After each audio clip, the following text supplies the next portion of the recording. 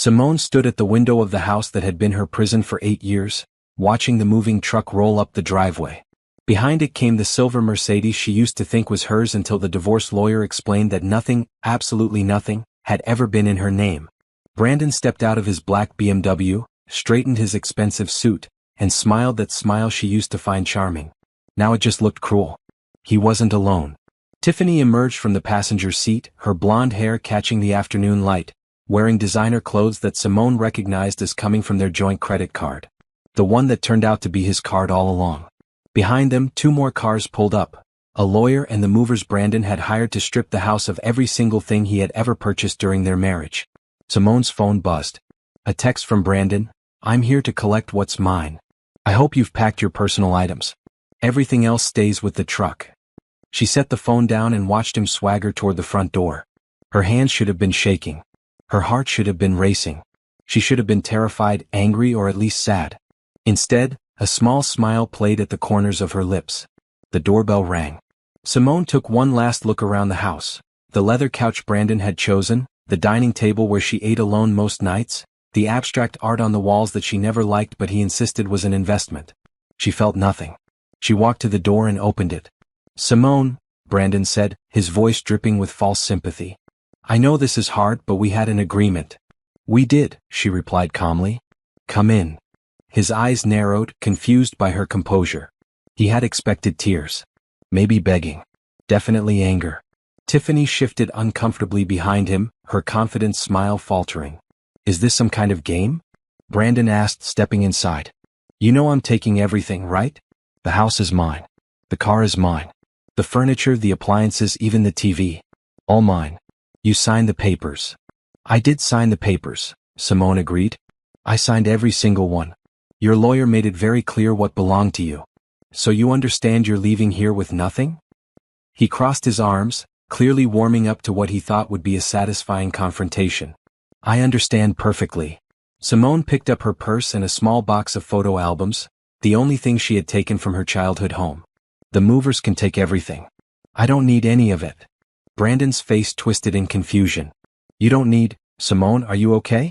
Did you hit your head or something?" "I'm perfectly fine, Brandon. Better than I've been in years, actually." Tiffany whispered something to him, but he waved her off. "Where are you going to live? How are you going to survive? You haven't worked a real job in years. You have no skills, no money, nothing." "I'll manage," Simone said simply.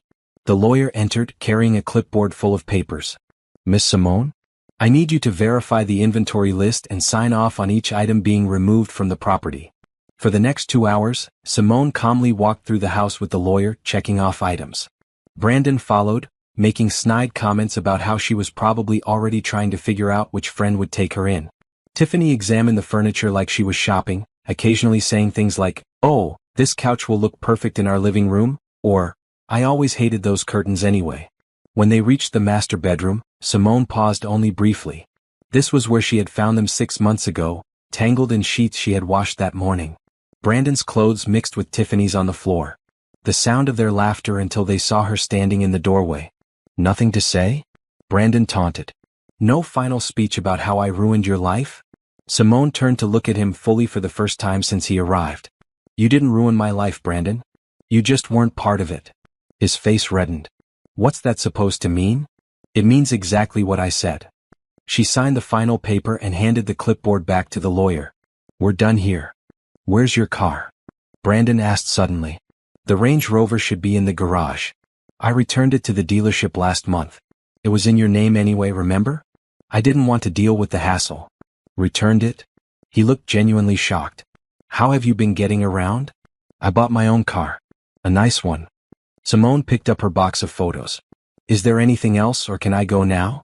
Brandon stepped in front of her. "Wait. Just wait. You're acting weird, Simone. This isn't like you. You should be crying or screaming or something. I'm taking everything." "I know. And I'm letting you take it." She met his eyes steadily. "Thank you for that, actually." "Thank me?" He looked at Tiffany, who shrugged. "Yes. Thank you for showing me who you really are. Thank you for the divorce. Thank you for making it so clear that I never want to see you again." Simone stepped around him. "Goodbye, Brandon." She walked out of the house without looking back.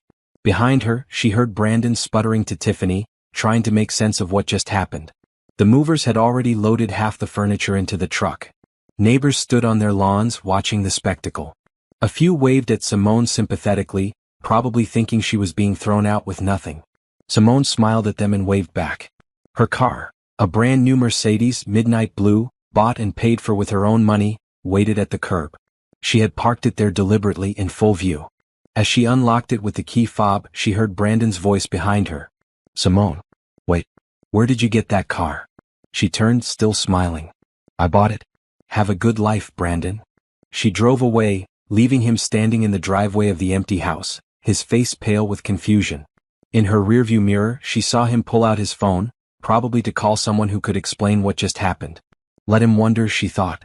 Let him spend the next few weeks trying to figure out where she got the money for a luxury car. Let him lose sleep over how calm she had been. Let him realize, slowly and painfully, that taking away his things meant absolutely nothing to her. Because while Brandon had spent the last 6 months celebrating his freedom and planning his future with Tiffany, Simone had been building an empire. And he had no idea. 8 years earlier, Simone had been a different person. She was 23, fresh out of college with a degree in graphic design, and working at a small marketing firm in downtown Seattle.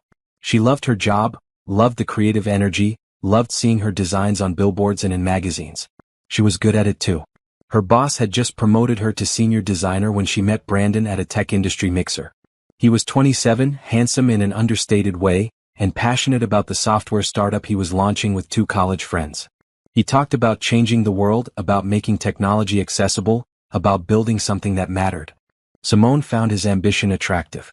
She had ambition too, and she thought they could build their futures together. Their first year together was magical. Brandon was attentive, romantic, and supportive. He came to her design exhibitions and bragged about her talent to his friends.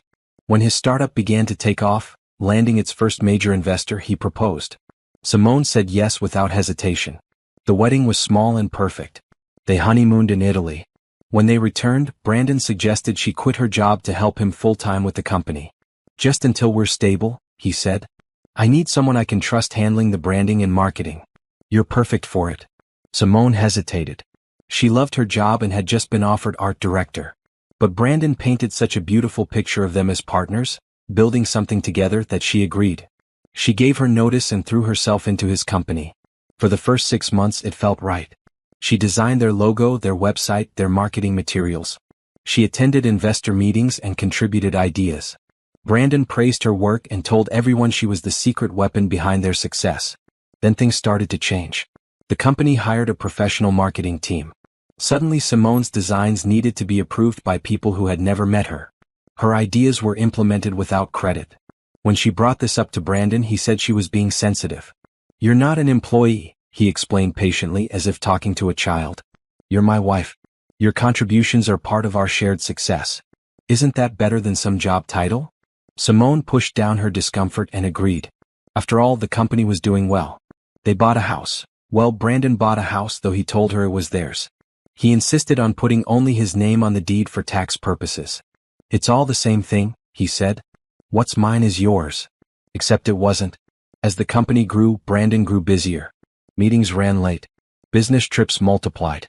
Simone found herself alone in the big house more often than not. She tried to stay involved with the company, but Brandon began leaving her out of decisions. You don't understand the technical side, he said when she asked about a new product launch. Stick to what you know. I know marketing and design, Simone protested. That's my degree. That was years ago, babe. The industry has changed. We have professionals handling that now. Professionals like Tiffany, who Brandon hired as his executive assistant 3 years into their marriage. Tiffany was young, eager, and always available. She worked late when Brandon worked late. She traveled with him on business trips. She knew his schedule better than Simone did. When Simone expressed discomfort with how much time Brandon spent with his assistant, he accused her of being jealous and insecure. Not every man cheats just because he works with women, he said coldly. Maybe you should get a hobby instead of sitting around making up problems. So Simone tried to find hobbies.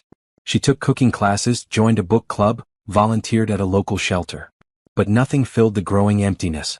She felt like a ghost in her own life, invisible except when Brandon needed her to play the role of the supportive wife at company events.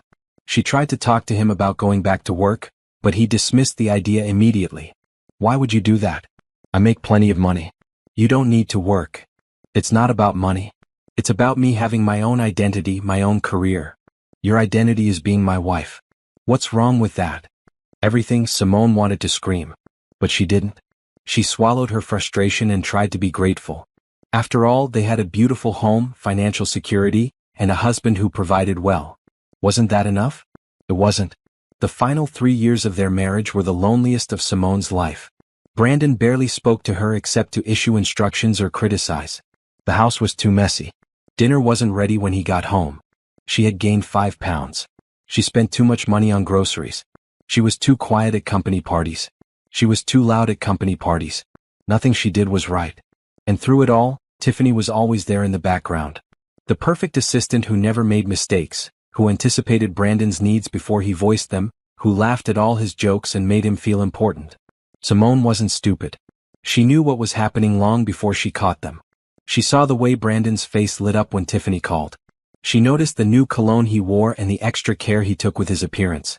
She found the credit card receipts for hotels when Brandon claimed to be in business meetings across town. But catching them, actually seeing them together in her bed, was different. The knowledge was one thing. The evidence was another. And Brandon's reaction when she discovered them was the final, brutal truth. He hadn't apologized. He hadn't begged for forgiveness.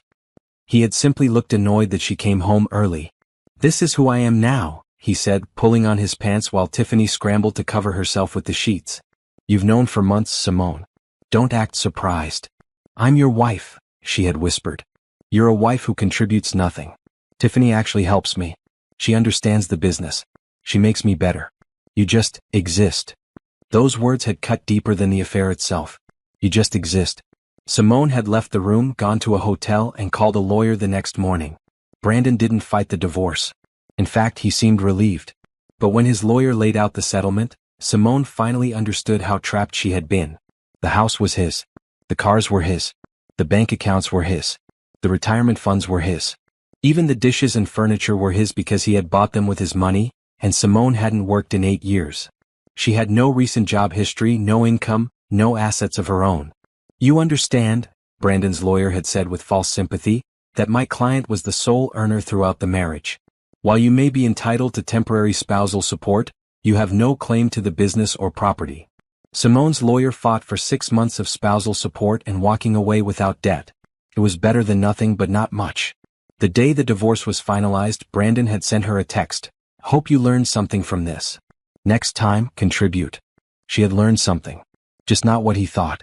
She learned that depending on someone else meant being powerless. She learned that love without respect was worthless. She learned that she would never, ever allow herself to be that vulnerable again. And she learned that she was capable of far more than Brandon ever gave her credit for. The night Simone discovered the affair had started like any other evening. She had been visiting her mother in Portland for 3 days, helping her recover from minor surgery. Brandon had encouraged her to go, insisting he would be fine on his own. He had even seemed excited about having the house to himself, mentioning something about catching up on work without distractions. Simone's mother recovered faster than expected, and Simone decided to come home a day early. She texted Brandon to let him know, but he didn't respond. That wasn't unusual. He often got absorbed in work and ignored his phone for hours. She arrived home at 8 in the evening. Brandon's BMW was in the driveway, but there was another car she didn't recognize. A silver Audi with a parking sticker from Brandon's company. She felt the first flutter of unease in her stomach. The front door was unlocked. Music played softly from upstairs, not Brandon's usual taste. Something jazzy and intimate. Simone set down her overnight bag and climbed the stairs slowly, each step feeling heavier than the last. The bedroom door was ajar. Later, Simone would remember this moment as the point of no return. She could have turned around, gone back downstairs, pretended she saw nothing. But she didn't. She pushed the door open. Brandon and Tiffany were in the bed Simone had picked out, on the sheets Simone had washed before leaving for Portland. They weren't just having sex. They looked comfortable, familiar, like this had happened many times before. Brandon's clothes were mixed with Tiffany's on the floor. There was wine on the nightstand, 2 glasses. "Simone!" Tiffany shrieked, grabbing the sheets. Brandon sat up, but he didn't look shocked or guilty. He looked annoyed. Irritated that his evening had been interrupted. "You said you were coming back tomorrow," he said flatly. That was his first response. Not, I'm sorry. Not, this is a mistake. Just annoyance that she had come home early. What is this? Simone's voice sounded distant, like it belonged to someone else. It's exactly what it looks like.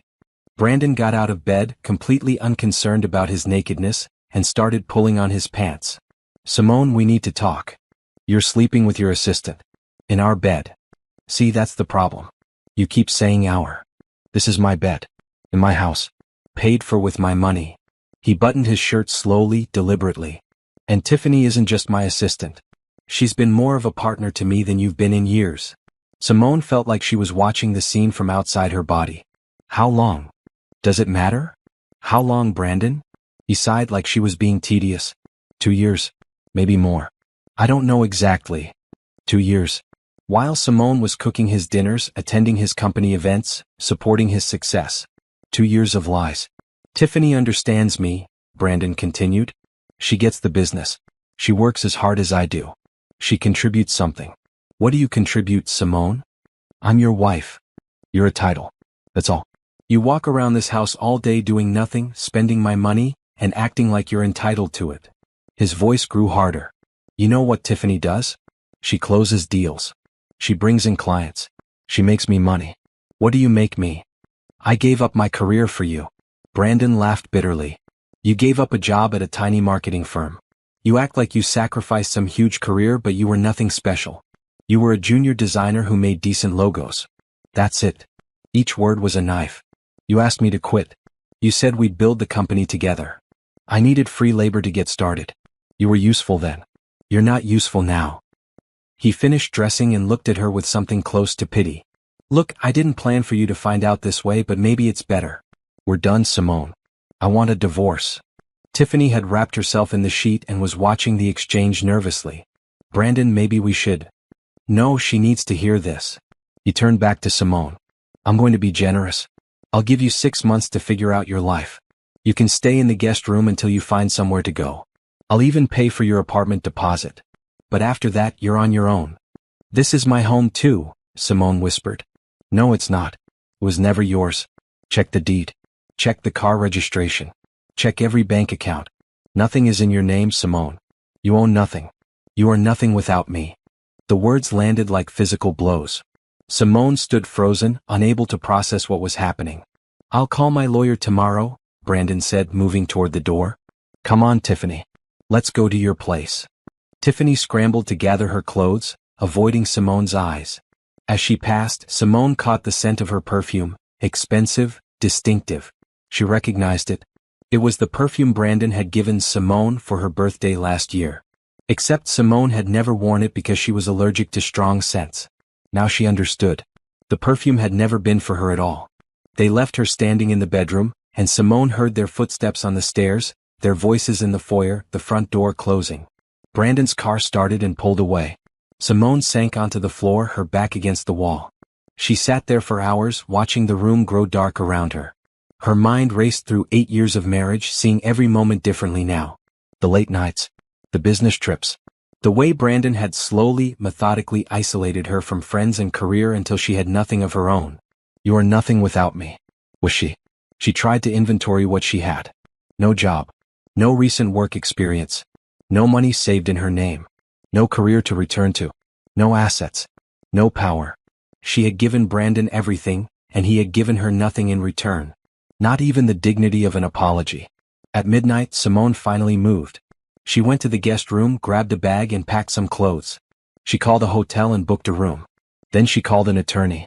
When she left the house that night, she made a promise to herself. She would never be powerless again. But in that moment, sitting in a hotel room at 1 a.m, staring at the ceiling and trying not to cry, Simone had no idea how she would keep that promise. She just knew she had to. Brandon called the next morning, his voice businesslike and cold. My lawyer will be in touch. Don't make this difficult. You sign what he gives you and we can both move on with our lives. I've hired my own lawyer, Simone said quietly. Brandon laughed. With what money? Oh, that's right. You'll use my money to pay a lawyer to fight me. That's perfect. That's exactly the kind of thing you would do. I'm entitled to spousal support. You're entitled to what I decide to give you. Do you really want to drag this out? Do you really want everyone to know how you contributed nothing to this marriage? How I supported you for 8 years while you played house. You asked me to quit my job. I asked you to help temporarily. You chose to never go back to work. That's on you. His voice turned sharp. Sign the papers, Simone. Take the 6 months of support I'm offering and be grateful. Because if you fight me, I'll make sure you get nothing. He hung up. Simone's lawyer was sympathetic but realistic. Without your name on any assets, without income of your own, you have limited options. I can fight for longer spousal support, but a judge might not be sympathetic. You're young and healthy. They'll expect you to work. I'm trying to work, Simone said. But I've been out of the industry for 8 years. No one will hire me. Then we negotiate the best settlement we can and you figure out your next steps. The divorce took 6 months. 6 months of Brandon's lawyer painting Simone as a gold digger who had lived off Brandon's hard work. 6 months of depositions where she had to explain why she hadn't worked, why she hadn't saved money, why she hadn't kept her skills current. 6 months of feeling like a failure. The final settlement was brutal in its simplicity. 6 months of spousal support, barely enough to cover basic rent and expenses. No claim to the house, the cars, the business, or any assets. She could take her clothes and personal items. Everything else belonged to Brandon. The day the divorce was finalized, Simone sat in her tiny apartment, the one she could barely afford even with the temporary support, and stared at her bank account balance. She had $3,000. In 6 months the support would stop and then what? Brandon's text message came through that evening. Hope you learned something from this. Next time, contribute. Simone stared at those words for a long time. Then she opened her laptop and started researching freelance graphic design platforms. If Brandon wanted contribution, she would show him what contribution really looked like. What Brandon didn't know, what he couldn't have known because he never paid attention to anything Simone did, was that she hadn't been entirely idle during the final 3 years of their marriage. It started with a conversation at her book club. Simone had joined the group 2 years before the divorce, desperate for any social interaction that didn't involve Brandon's colleagues. The women in the book club became the closest thing she had to friends, and one evening after they finished discussing the month's novel, the conversation turned to work. I'm thinking about starting a side business, said Natalie, a freelance writer. Just something small, doing social media for local businesses. I wish I had a side business, Simone had said without thinking.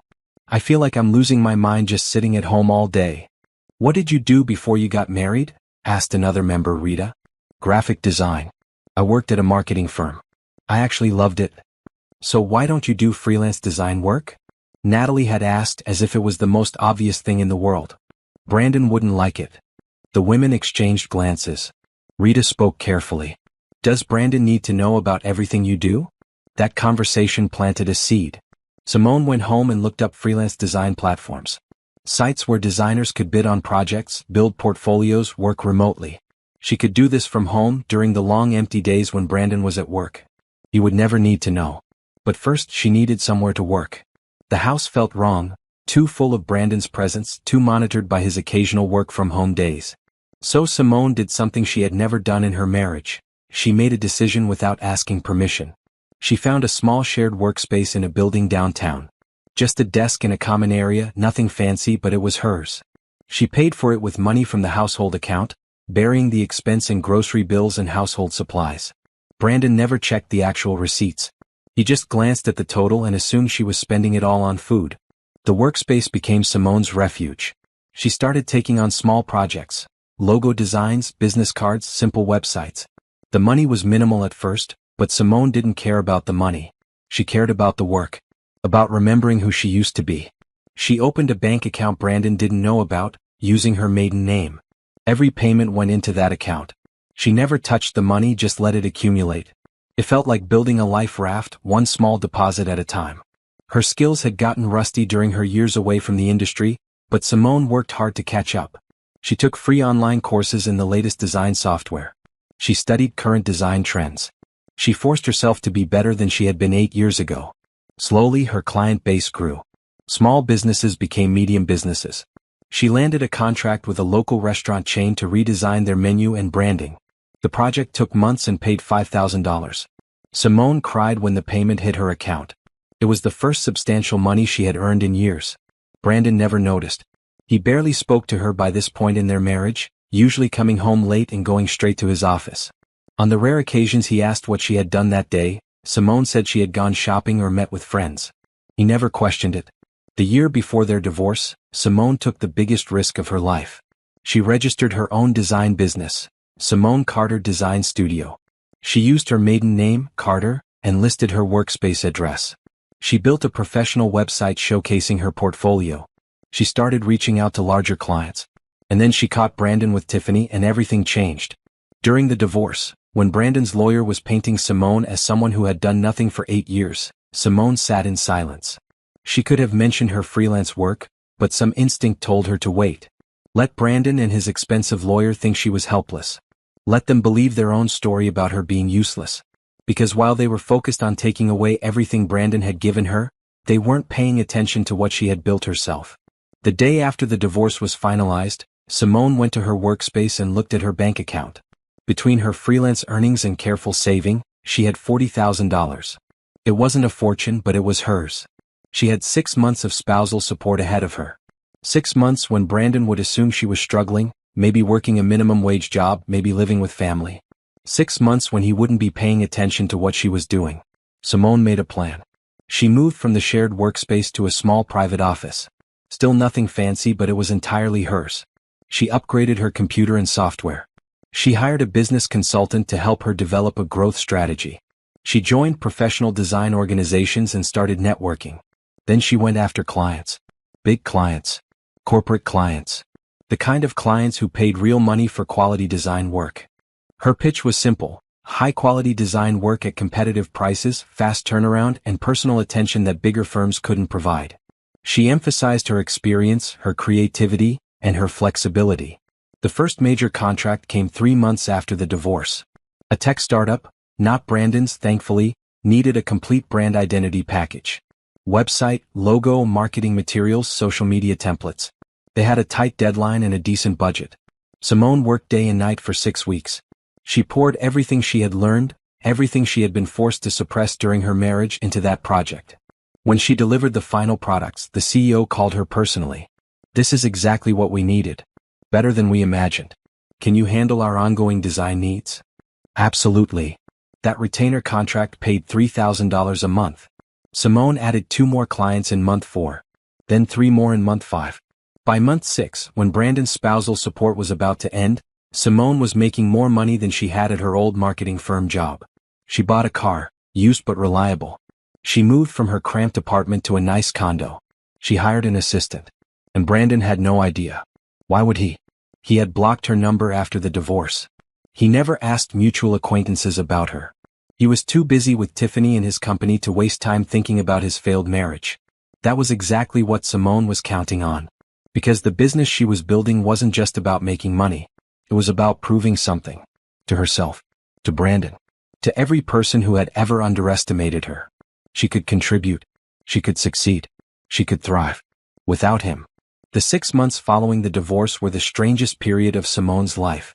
To the outside world, to the few people who knew her through Brandon, she had disappeared into obscurity. The mutual friends they had made during the marriage quietly sided with Brandon. Invitations stopped. Phone calls went unreturned. Simone was erased from that social circle as efficiently as if she had never existed. But that erasure was exactly what she needed.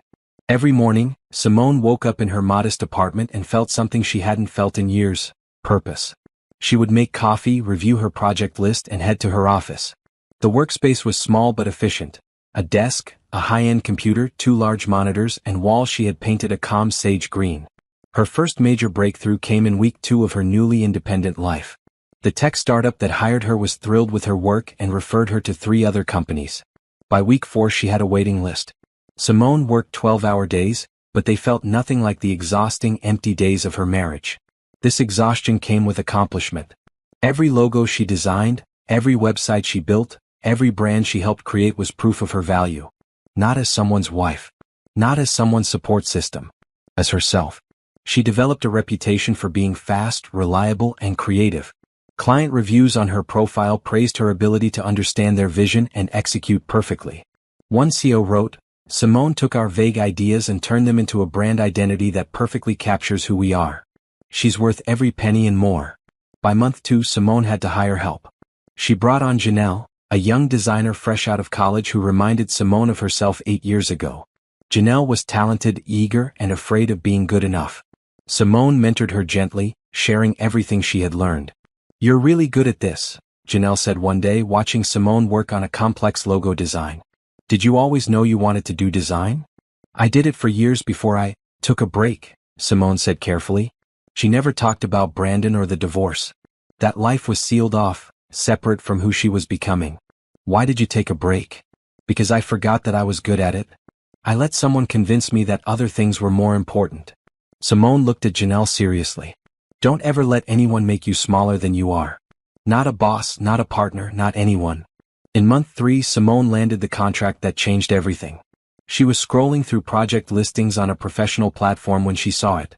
A Fortune 500 company was looking for a designer to overhaul their entire digital presence. Website, mobile app, marketing materials, social media assets. It was a 6-figure contract, and they were accepting bids from design firms of all sizes. Simone's heart raced as she read the description. This was the kind of project major agencies competed for. She was just one person with one assistant. She had no business bidding on it. But she had nothing to lose. She spent 3 days crafting the perfect proposal. She researched the company exhaustively, identified their pain points, and created a detailed pitch showing exactly how she would solve their problems. She included mock-ups, timelines, and pricing that was competitive but not cheap.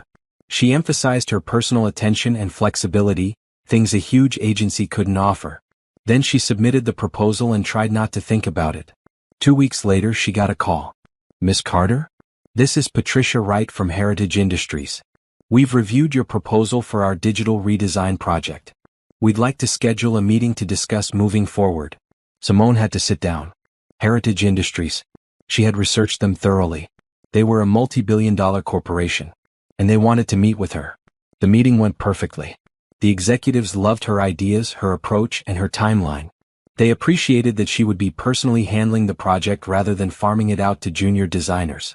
At the end of the meeting, Patricia extended her hand. "Welcome aboard, Miss Carter. We're excited to work with you." The contract was for $150,000, to be paid in installments over 6 months. Simone barely made it to her car before she started crying. This was more money than she had made in her entire 8-year marriage.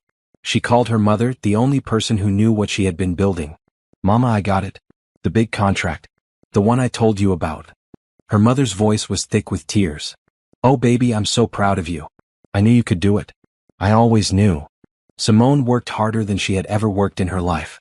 She brought on 2 more part-time designers to help with the Heritage Industries project while she maintained her other clients. She worked evenings and weekends. She obsessed over every detail. The result was stunning. The new website was clean, modern, and user-friendly. The mobile app was intuitive and beautiful. The marketing materials were cohesive and impactful. When she presented the final products to Heritage Industries in month 5, the room went silent. "This is extraordinary," Patricia said finally. "This is exactly what we needed. Better than anything we expected." "Thank you," Simone said simply. "We'd like to put you on retainer for ongoing design work. Would you be interested?" Would she be interested? Simone nearly laughed. Absolutely. The retainer was $20,000 a month. Combined with her other clients, Simone was now making more in a month than Brandon had paid her in spousal support for the entire 6 months. She moved out of her cramped apartment and into a spacious condo in a nice neighborhood. She bought a new car, not flashy but nice. A midnight blue Mercedes that she paid for in cash. She upgraded her office space to a full suite with room for her growing team. And through it all, Brandon had no idea. She had blocked his number so she never saw any of his messages. She avoided places where she might run into him or his colleagues. She built her new life in a completely different circle, with clients who had never heard of Brandon's company. Simone thought about him sometimes, usually late at night when she couldn't sleep. She wondered if he was happy with Tiffany, if his business was doing well, if he ever thought about her. But mostly she didn't think about him at all. She was too busy building her empire.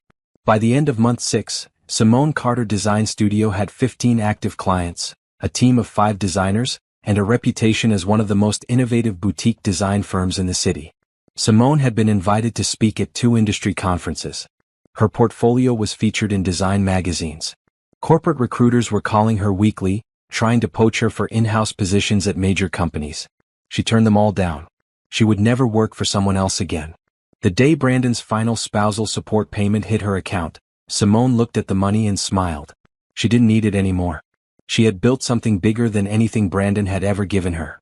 She donated the entire 6 months of support to a women's shelter, specifically earmarked for job training programs. Then she got back to work. 6 months after the last spousal support payment, Brandon finally remembered that Simone existed. His lawyer contacted her lawyer with a request to verify certain items from the divorce settlement. Specifically, Brandon wanted to ensure that Simone had vacated all properties and returned all items that belonged to him. "I'm confused," Simone told her lawyer over the phone.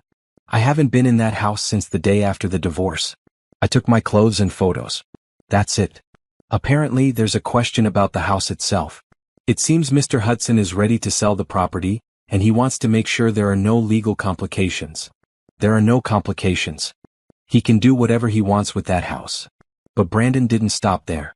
A week later, Simone received a certified letter from his lawyer stating that Brandon intended to reclaim all marital property as outlined in the divorce settlement. He wanted to verify that Simone had not taken anything beyond her personal effects. "This is ridiculous," Simone said to her lawyer. "I haven't taken anything. What is this really about?" Her lawyer sighed. "Between you and me? I think Mr. Hudson is having financial difficulties.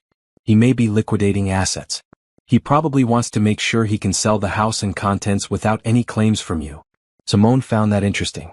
Brandon having money troubles? The tech genius who had made millions with his company? But she didn't pursue it. She had her own business to run. 2 weeks later, Brandon called her directly. She was in a meeting with a potential client when her assistant buzzed her. "Simone, there's someone on line 2 who says it's urgent. He says his name is Brandon Hudson and that you used to be married." Simone felt her stomach drop. She hadn't heard his voice in nearly a year. "Tell him I'm in a meeting and I'll call him back." But Brandon called 3 more times that afternoon. Finally, Simone picked up. "What do you want, Brandon?" "I need to come by and pick up some things from the house. I'm selling it, and I want to make sure I have everything that's mine. I haven't been in that house in a year. I don't have anything of yours. I need to verify that. My lawyer says I need to do a final inventory before the sale goes through." Simone was silent for a moment. Something felt off about this. "Why are you selling the house? That's none of your business." "Then this conversation is over." "Wait." His voice changed, became slightly less hostile. "Look, I just need to tie up loose ends. Can I come by tomorrow? I'll bring movers, we'll do a quick inventory and then we're done.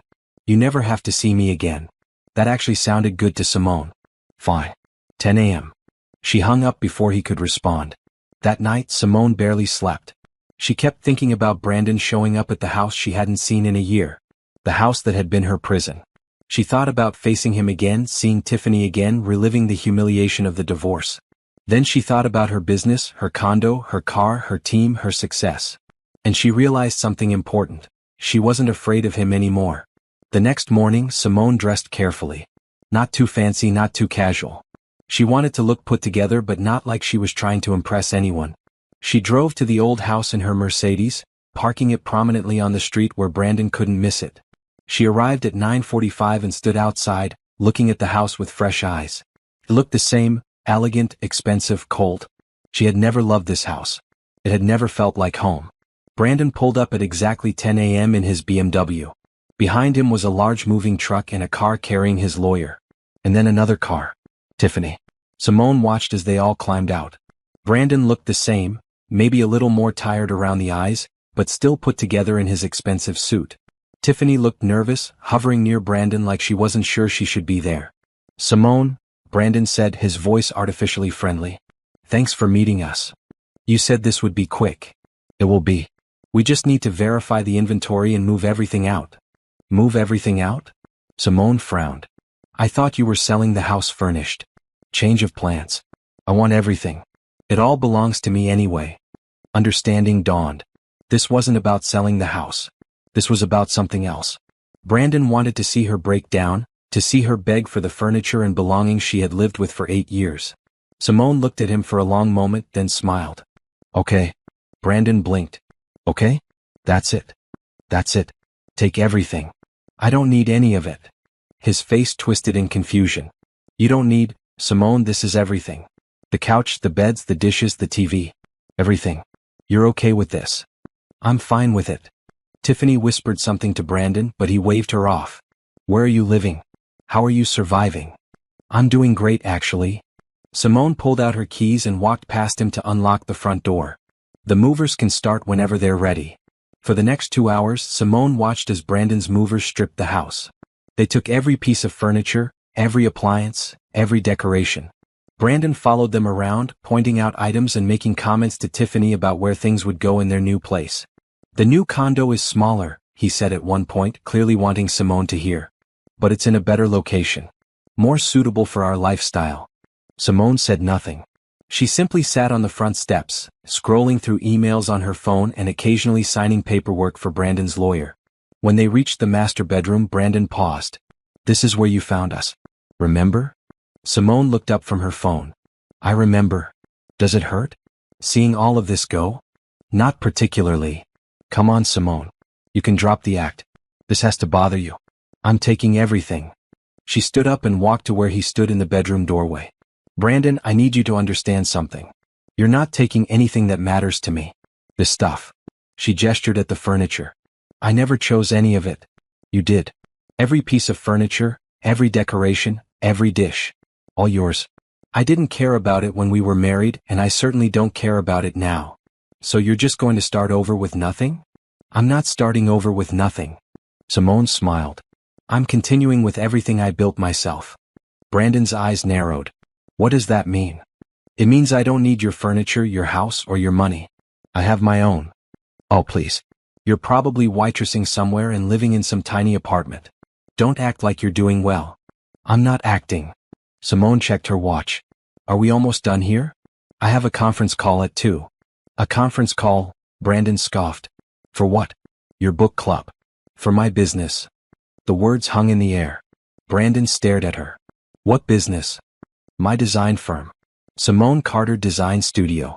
Maybe you've heard of it? His face went pale. You have a design firm? I do.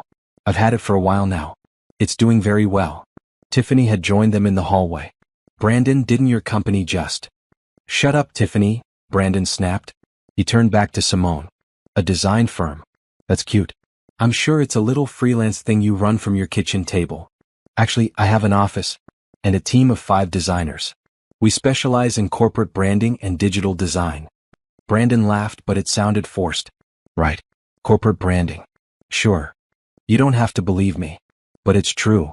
Simone walked toward the front door. Are the movers finished? I really do need to get going. The lawyer approached with a final stack of papers. Miss Carter, if you'll just sign these final documents, we can conclude this matter. Simone scanned the papers quickly, then signed each one. There. We're done. Brandon followed her out to the front lawn. Simone, wait. This business you're talking about, is it real? Very real. How? You haven't worked in years. You had no money. How did you start a business? I had more money than you thought. And more skills than you gave me credit for. She pulled out her car keys. Goodbye, Brandon. I hope you and Tiffany are very happy together. She walked to her car, the new Mercedes, and unlocked it. Behind her, she heard Brandon's sharp intake of breath. Where did you get that car? Simone turned, still smiling. I bought it. With my own money. From my business. His face was red now. That's a $60,000 car. I know. It's lovely, isn't it? She opened the door and paused. Oh, and Brandon? Good luck with the house sale. I hope you get a good price. She drove away without looking back. In her rearview mirror, she saw Brandon standing in the driveway, staring after her, while Tiffany tugged at his arm and the movers continued loading furniture into the truck. Let him wonder, she thought. Let him spend the next week trying to figure out how she went from nothing to owning a Mercedes. Let him lose sleep over it. Because while he was wondering, Simone would be busy running the business that was about to change her life even more than it already had. Brandon called her 17 times over the next 3 days. Simone ignored every call. She was too busy preparing for a presentation with a potential client, a major national retailer looking to rebrand their entire online presence. Finally, on day 4, he showed up at her office. Simone's assistant, Janelle, buzzed her line. Simone, there's a man here demanding to see you. He says his name is Brandon Hudson and that it's urgent. Simone considered sending him away, but curiosity won. Send him in. Brandon walked into her office and stopped dead. The space was beautiful, modern, professional, and clearly expensive. Floor-to-ceiling windows overlooked the city. 3 of her designers worked at sleek desks in the open area beyond her glass-walled private office. Sample work covered one wall: logos, website designs, branding packages. The Simone Carter Design Studio logo was etched into the glass door. This is... Brandon looked around in disbelief. This is real. I told you it was real. Simone didn't stand up from her desk. What do you want, Brandon? He walked further into the office, examining everything like he couldn't quite believe what he was seeing. How did you afford this? I told you. I have a successful business. But how? You had no money after the divorce. You had no clients, no portfolio, no... He stopped. Wait. When did you start this? Does it matter? Yes, it matters. His voice rose and Janelle looked up from her desk outside. Brandon caught himself and lowered his voice. If you had income during our marriage, that affects the divorce settlement. You lied about having no assets. I didn't lie. I had no assets that you knew about. That's different. You hid money from me. I earned money you didn't know about. Also different. Simone leaned back in her chair. And before you get your lawyer involved, let me remind you that I earned this money through freelance work I did completely separately from you. Money that went into an account in my name only. Money that was never commingled with marital assets. Your lawyer is welcome to try to claim it, but I have excellent records showing it was my separate property. Brandon's jaw clenched. You planned this. While we were married, you were planning to leave me. No, while we were married, I was trying to remember who I used to be. The leaving part came after I found you in bed with Tiffany. Remember that? He had the grace to look away. When he turned back, his expression had shifted from anger to something else. Calculation. Look, Simone. I'm sorry about how things ended. I was cruel and I shouldn't have been. But we're both moving on now, right? You have your business, I have mine. Maybe we can help each other out. Help each other out how? I heard you landed the Heritage Industries account. That's a big contract. Simone's eyes narrowed. How do you know about that? I know people in the industry. Word gets around. He sat down in the chair across from her desk without being invited. Here's the thing. My company is bidding on a major contract right now. Tech infrastructure for a national retail chain. It's worth $10 million. We need it. Congratulations. I hope you get it. The retailer is also looking for someone to handle their digital rebranding. Complete overhaul of their online presence, mobile app, everything. I thought maybe you could bid on that part, and if you get it, you could recommend my company for the tech side. Simone was quiet for a long moment. You want me to help you get a contract? It would be mutually beneficial. You get a huge client, I get a huge client. We both win. Let me see if I understand this correctly. You divorced me, told me I contributed nothing, took everything you ever gave me, and now you want me to help your business. It's not like that. This is just professional. Business is business. Business is business, Simone repeated slowly. Tell me something, Brandon. Which retailer is this? I can't tell you that. It's confidential until the bids are in. Is it North Point Retail? Brandon's face went white. How do you know that name? Because my firm is already preparing a bid for their digital rebranding project. We've had preliminary meetings with their marketing team. They're very impressed with our Heritage Industries work. The color drained completely from Brandon's face. You're bidding against me? I'm not bidding against you. I'm bidding for a design contract. You're bidding for a tech contract. They're separate projects. But if they choose you, if they choose me, it will be because my proposal is the best one they received. Just like if they choose your company, it will be because your proposal is the best. Simone stood up. Now, if you'll excuse me, I have work to do. Brandon stood too, but he didn't move toward the door. Simone, please. I need this contract. My company needs it. Things have been difficult lately. Difficult how? We lost some major clients. Made some bad investments. Had some unexpected expenses. He ran a hand through his hair. If we don't land this North Point contract, we're going to have to make serious cuts. Maybe even fold. Simone felt a flicker of something. Not sympathy exactly, but not pleasure in his pain either. Just distance. His problems weren't her problems anymore. I'm sorry to hear that, Brandon. But I can't help you. Can't or won't. Both. I can't risk my company's reputation by making recommendations based on anything other than merit. And I won't help you because you made it very clear when we divorced that I owed you nothing. I was angry. I said things I didn't mean. You meant every word. And honestly, I'm glad you did. Because those words pushed me to build something I'm proud of. Something that's mine. She walked to her office door and opened it. Goodbye, Brandon. He stood there for another moment, then walked past her. At the door he turned back. You've changed. Yes, I have. I don't like it. Simone smiled. I don't care. After he left, she returned to her desk and sat down, her hands shaking slightly. Janelle appeared in the doorway. Are you okay? I'm fine. That was my ex-husband. He seemed upset. He just realized I'm competition. It bothers him. Simone opened her laptop. Let's get back to work on the North Point proposal. I want it to be perfect. 3 weeks later, Simone received a call from North Point Retail's chief marketing officer. Miss Carter, I'm pleased to inform you that we've chosen your firm for our digital rebranding project. Your proposal was exceptional, exactly what we were looking for. Simone felt joy bloom in her chest. Thank you so much. I'm honored and excited to work with you. We'll have the contract over to you next week. Oh, and one more thing. I wanted to let you know that we also made our decision on the tech infrastructure project. We went with a different firm than the one we were initially leaning toward. Your Heritage Industries project manager gave such a glowing recommendation of your work that we decided to look at who else she was working with. It led us to some better options than what we had been considering. After the call ended, Simone sat very still. She hadn't cost Brandon the contract. The decision-makers at North Point had made their choice based on merit. But her success with Heritage Industries had indirectly influenced their process. Brandon would see it as her fault. She knew him well enough to predict that. Part of her felt bad. Despite everything, she didn't enjoy watching him fail. But a larger part of her felt something else, vindication. She had built something real, something valuable, something that affected the industry. She wasn't invisible anymore. She wasn't nothing. She was everything Brandon had said she could never be. And she had done it without his help, without his permission, and without his approval. The best revenge, she thought, really was living well. The news spread through the industry quickly. Simone Carter Design Studio had landed the North Point retail contract, one of the biggest digital rebranding projects of the year.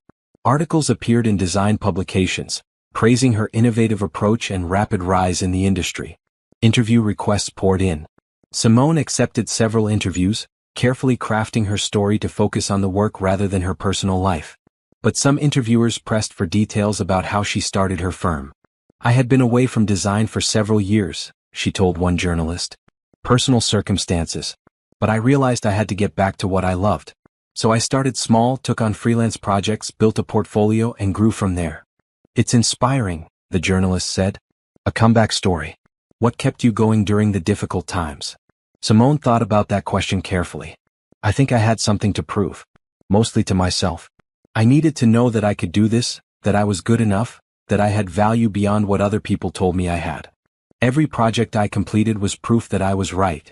The article came out with the headline, From Comeback to Triumph, Simone Carter's Design Studio Rises. It didn't mention Brandon by name, but it didn't need to. Anyone in the industry who knew them both could connect the dots.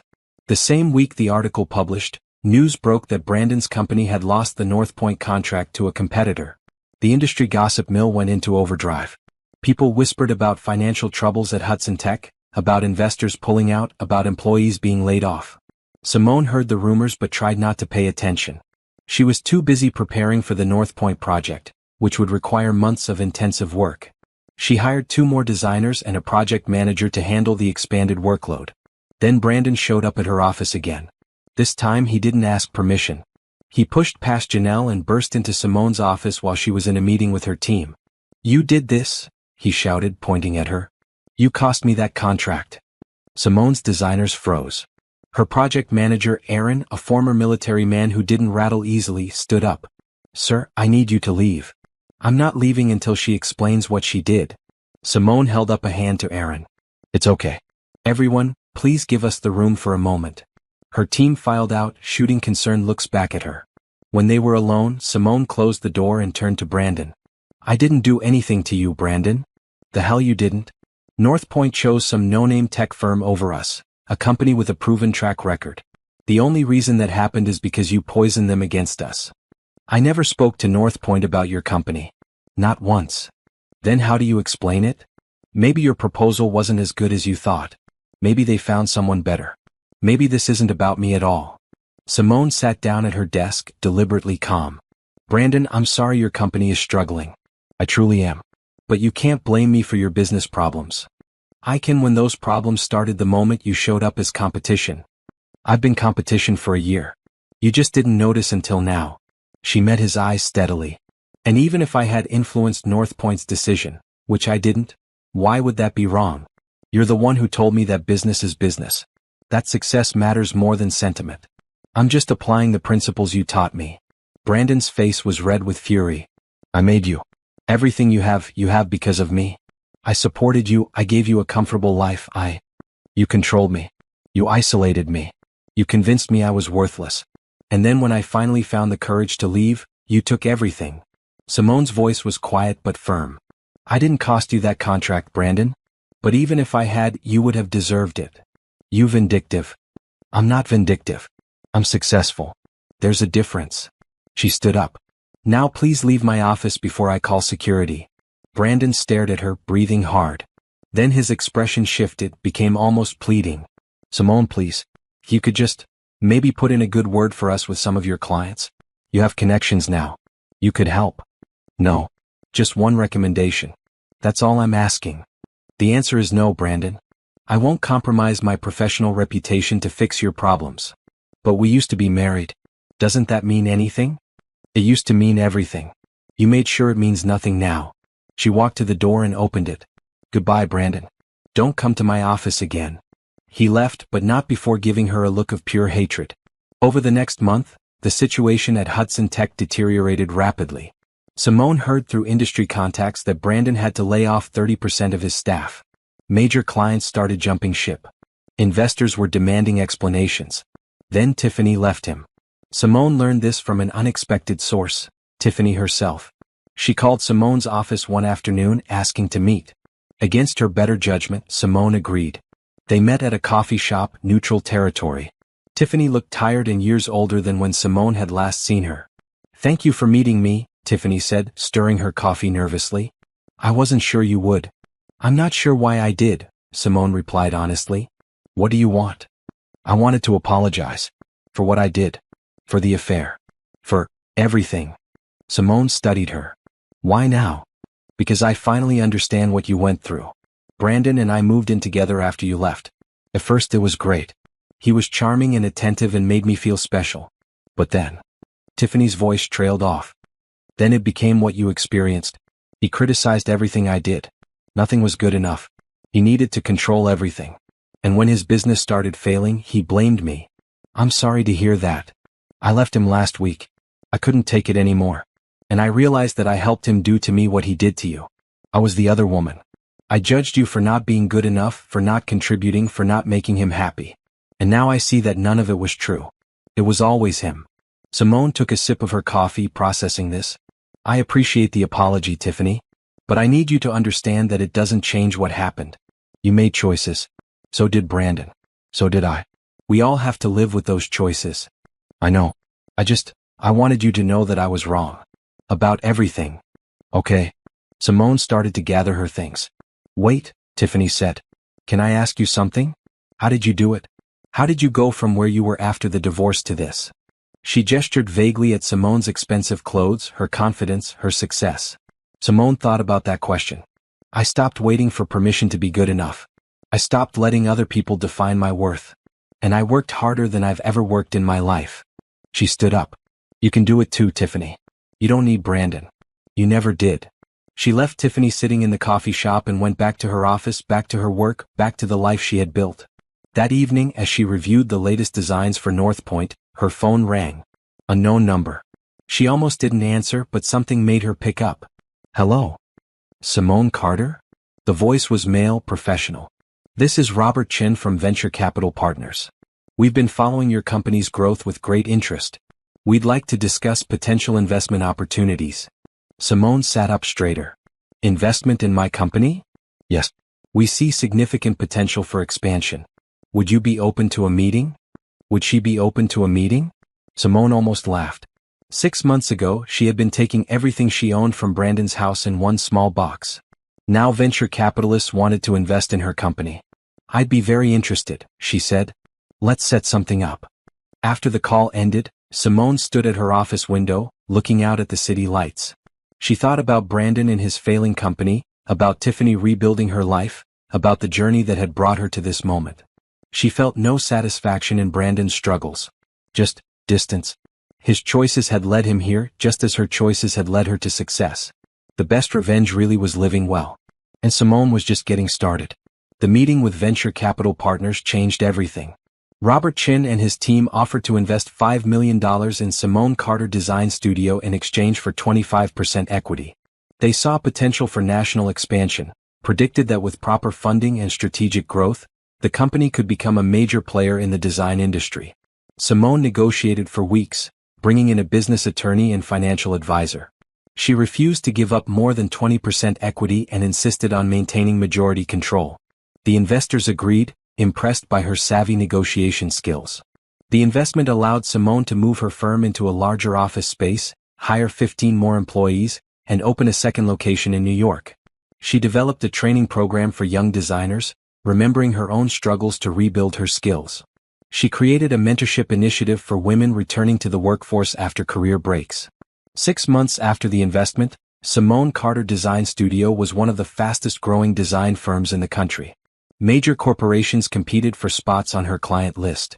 She was invited to speak at the prestigious Design Leadership Summit, where she gave a keynote address on building a business from the ground up. It was at a smaller industry conference that she met Lawrence Winters. He was an architect, 10 years older than Simone, with kind eyes and an easy smile. They were both speaking on a panel about creative collaboration between architects and designers. During the Q&A session, Lawrence answered a question by referencing one of Simone's previous answers, building on her ideas rather than contradicting them. Afterward, they talked over coffee. "Your work with Heritage Industries was brilliant," Lawrence said. "The way you integrated the digital presence with their physical branding was seamless. Not many designers think about how their work interacts with spatial design." "Thank you. I've actually been wanting to collaborate more with architects. I think there's huge potential in combining our perspectives from the start of projects, rather than working in silos." "I completely agree. I've been saying that for years." They talked for 2 hours about design philosophy, about their approaches to work, about the challenges of running independent firms. Lawrence was divorced, had been for 5 years, and spoke about his ex-wife with a kind of respectful distance that Simone appreciated. No bitterness, no blame, just an acknowledgement that they had grown in different directions. "What about you?" Lawrence asked. "Are you seeing anyone?" "No. I've been focused on building my business. Relationships haven't been a priority." "Understandable. Though can I say something that might be too forward?" "Go ahead. I'd really like to take you to dinner. Not a business dinner. An actual date." Simone hesitated. She hadn't dated anyone since Brandon. Hadn't even thought about it. The idea of letting someone close again felt dangerous.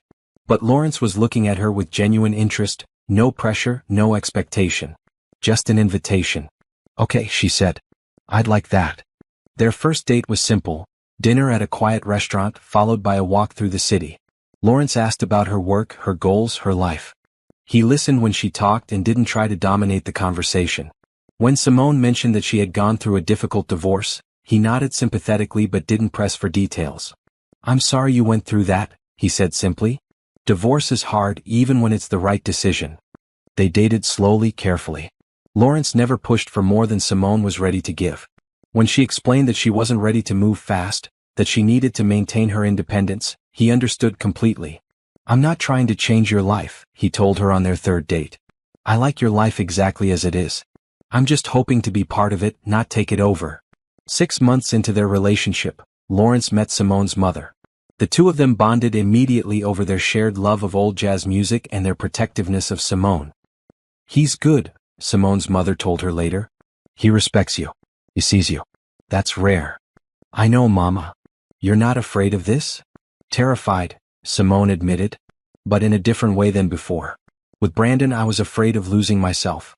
With Lawrence, I'm afraid of being happy and having it taken away.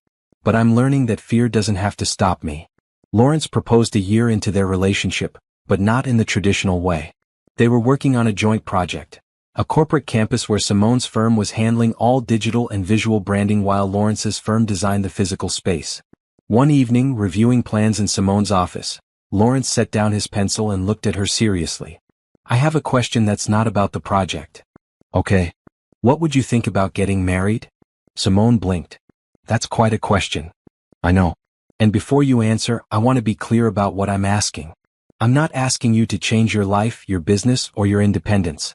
I'm not asking you to take my name or move into my house. I'm asking if you want to build a life together while both maintaining our separate careers and identities.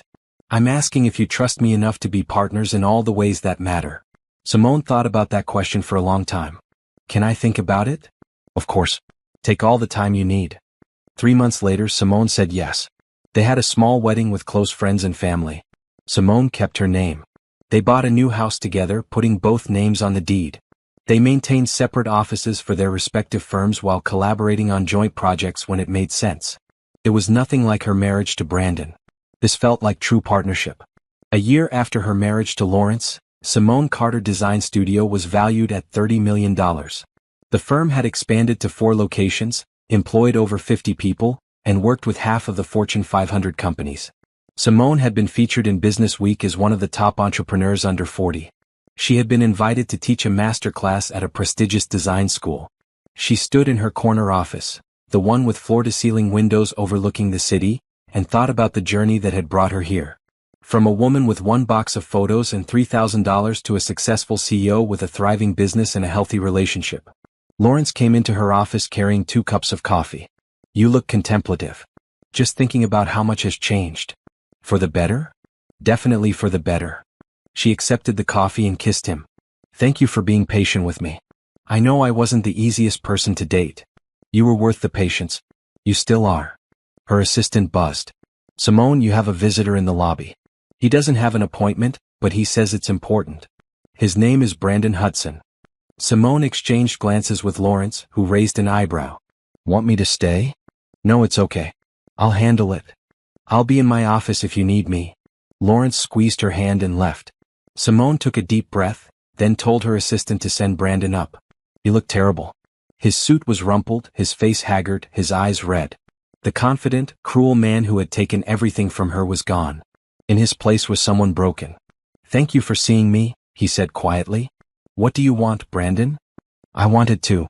He stopped, started again. I heard about your success. The Business Week article. The expansion. You're everywhere. I've been working hard. I know. Everyone knows. He sat down without being invited, but Simone didn't object. My company filed for bankruptcy last month. I'm shutting down. Losing everything. I'm sorry to hear that. Are you? He looked up at her. I treated you terribly. I told you that you were nothing. And now you're everything and I'm nothing. Are you really sorry? Simone thought about that question honestly. Yes, I am. I'm sorry for you, Brandon, because I remember being in that place where everything falls apart.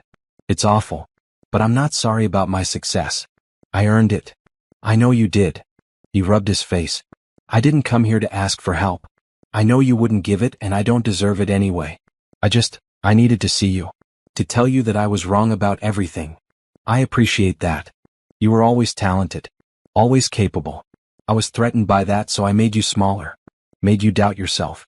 Made you think you needed me when the truth was I needed you. He stood up slowly. I don't expect forgiveness. I just wanted you to know that I see it now. I see what I did, and I see what you've become despite me. Because of you actually, Simone said quietly. If you hadn't pushed me to my lowest point, I might never have found the strength to build this. I'm not grateful for the pain, but I'm grateful for what I learned from it. Brandon nodded. For what it's worth, I'm proud of you. I know I have no right to be, but I am. Thank you. He walked to the door, then paused. Are you happy? I am. Genuinely happy. Good. You deserve it. He opened the door, then looked back one last time. Goodbye, Simone. Goodbye, Brandon. After he left, Simone stood at her window again, watching the city below. She felt nothing but peace. No anger, no bitterness, no triumph. Just acceptance that their story was over and her story, her real story, was still being written. Her phone buzzed with a reminder about her next meeting. She finished her coffee, gathered her materials and went back to work. There was still so much to build. 1 year later, Simone stood backstage at the National Design Conference, waiting to receive the Innovator of the Year award. She wore a midnight blue dress that matched her first real act of independence, the car she had bought with her own money. Lawrence stood beside her, straightening his tie. Nervous? He asked. A little. Mostly excited. You should be. This is incredible, Simone. The award was recognition of everything she had built over the past 3 years. Simone Carter Design Studio now had 6 locations, employed over 100 people, and was valued at $50 million. She had been invited to join the boards of 3 major corporations and had started a foundation to help women rebuild their careers after divorce. But the real achievement wasn't the money or the awards. It was the fact that she had created a life that was entirely hers. A career she loved, a team she was proud of, and a relationship built on mutual respect and genuine partnership. The announcer called her name, and Simone walked onto the stage to thunderous applause. She accepted the award and stepped up to the microphone. Thank you so much for this honor, she began. 3 years ago I was starting over with nothing but a laptop and a dream. Today I run a company that I'm incredibly proud of. But this award isn't just about business success. It's about something more important. The power of believing in yourself even when no one else does.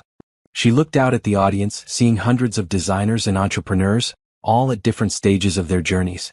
I spent years letting someone else define my worth. I believed I was only valuable as someone's support system, someone's wife, someone's assistant. It took losing everything to realize that I had never been nothing. I had just been silenced. Her voice grew stronger. If you're in that place right now, if someone is telling you that you're not good enough, not smart enough, not talented enough, please don't believe them. You are enough. You have always been enough. And when you find the courage to bet on yourself, you'll be amazed at what you can build. The audience rose in a standing ovation. Simone smiled, accepted the award, and walked off stage. Backstage, Lawrence pulled her into a hug. That was perfect. You're perfect. Stop, you'll make me cry before the reception. At the reception that followed, Simone networked with other award winners and industry leaders. She discussed potential collaborations, shared insights about scaling a design business, and offered advice to younger designers just starting out. Toward the end of the evening, a waiter approached her with a message. Excuse me, Miss Carter? There's someone who would like to speak with you. He's waiting in the lobby. Simone's first thought was Brandon, but when she reached the lobby she found someone unexpected, Brandon's former business partner, Michael. Simone, he said warmly, extending his hand. Congratulations on your award. Well deserved. Thank you. I'm surprised to see you here. I wanted to catch you before you left. I've started a new venture, and I'm looking for a design firm to help with our branding. I was hoping we could set up a meeting to discuss a potential partnership. Simone studied him carefully. Michael, you know that Brandon and I know everything, Michael interrupted gently. I know how he treated you during your marriage. I know how the divorce went down. And I know he's blamed you for his company's failure, which is completely unfair. That's actually part of why I left the partnership. I couldn't work with someone who refused to take responsibility for his own decisions. I appreciate you saying that. I mean it. Brandon made a lot of bad choices, both personal and professional. None of that was your fault. Michael pulled out a business card. My new company is in sustainable tech. We're trying to make green energy more accessible to low-income communities. It's a mission I really believe in, and I think your firm's approach to design would be perfect for our branding. Simone looked at the card. It was a good project, the kind of work she wanted to take on. Send me a proposal. I'd be happy to review it. Thank you. That's all I can ask. Michael paused. Brandon showed up at my office last week asking for help. I said no. I wanted you to know that. You don't have to explain your decisions to me. I know. But I wanted you to understand that some of us see what really happened. Some of us recognize that you earned everything you have. And some of us are rooting for you. After Michael left, Simone returned to the reception, where Lawrence was talking with a group of architects. She joined them, slipping her hand into his. Everything okay? He asked quietly. Everything's perfect. The evening wound down and Simone and Lawrence drove home together. Their house, the one they had chosen together with both names on the deed, was lit up warmly against the night sky. Inside, Simone kicked off her heels and changed into comfortable clothes. Lawrence poured them both a glass of wine, and they sat on the couch together. I'm proud of you, he said. Not just for the award, though that's incredible, but for everything you've built. The business, the foundation, this life. You did it all yourself. Not all myself. You've been a huge support. But I didn't build it for you. That's the difference. I just stood beside you while you built it. He kissed her forehead.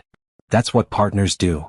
Simone leaned against him, feeling content in a way she never had during her marriage to Brandon. This felt right. Balanced. Two whole people choosing to build a life together, not one person consuming the other. Her phone buzzed with a text from her mother. I watched the ceremony online. So proud of my baby girl. You showed them all. Simone smiled and texted back. Thanks, Mama. Love you. She thought about the journey that had brought her here. The betrayal that had shattered her world. The terrifying moment of starting over with nothing. The slow, painful process of rebuilding herself. The joy of discovering her own strength. The success that came from betting on herself. And she thought about Brandon struggling somewhere with the consequences of his choices. She felt no satisfaction in his failure but no regret either. They had both made their choices. They were both living with the results. The final thought she had before falling asleep that night was simple. The best revenge really was living well. And Simone was living very well indeed. 3 months later, Simone was in New York for a client meeting when she saw him. She was leaving a coffee shop, juggling her laptop bag and a latte, when a man in a cheap suit approached her on the street. Simone. She turned. It took her a moment to recognize him. Brandon looked nothing like the man she had married. His hair was longer, graying at the temples. His suit was off the rack, wrinkled. He had dark circles under his eyes. Brandon. Her voice was neutral. I saw on social media that you were in town. I hoped I might run into you. He shifted his weight, looking uncomfortable. You look great. Really great. Thank you. I heard your company just opened its 6th location. That's amazing. We're doing well, yes. There was an awkward pause. Brandon seemed to be working up to something. Finally he said, I'm working as a consultant now. Tech startups mostly. Helping them avoid the mistakes I made. It's not what I had before, but it's honest work. That's good. I hope it goes well for you. Tiffany and I aren't together anymore. Haven't been for a while. I heard. I'm sorry. Are you? Are you really? Simone considered that question honestly. Yes, I am. I'm sorry anytime someone goes through pain, Brandon. Even you. He looked at her for a long moment. You're not the woman I married. No, I'm not. I'm better. I was going to say stronger, but yes. Better too. He took a breath. Look, I know I have no right to ask anything of you. But I was wondering, I know your firm must need consultants sometimes. Tech integration, that kind of thing. I'm good at that. Always have been. If you ever need someone, would you consider? No. The word was firm but not cruel. Brandon nodded slowly as if he had expected it. I'm not trying to be vindictive, Simone continued. But I built my company separately from you. I keep it that way. It's nothing personal. It's just a boundary. I understand. He started to walk away, then turned back.